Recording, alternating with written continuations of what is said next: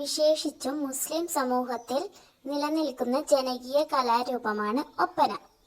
വിവാഹാഘോഷങ്ങളുടെ ഭാഗമായുള്ള സംഘനൃത്തമാണിത്. സാധാരണഗതിയിൽ സ്ത്രീകളാണ് ഒപ്പന അവതരിപ്പിക്കുന്നത്. എന്നാൽ പുരുഷന്മാരും ഈ നൃത്തം അവതരിപ്പിക്കാറുണ്ട്.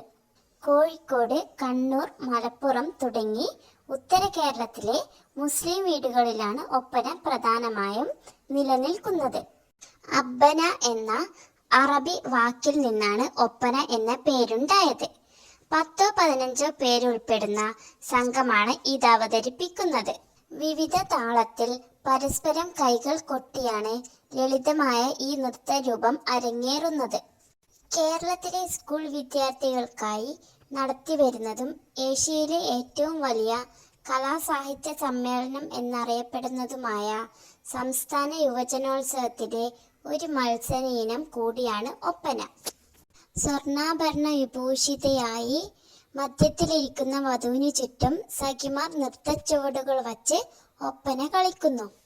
വിവിധ താളത്തിൽ പരസ്പരം കൈകൾ കൊട്ടി ലളിതമായ പദചലനങ്ങളോടെയാണ് ഈ നൃത്തരൂപം അരങ്ങേറുന്നത്.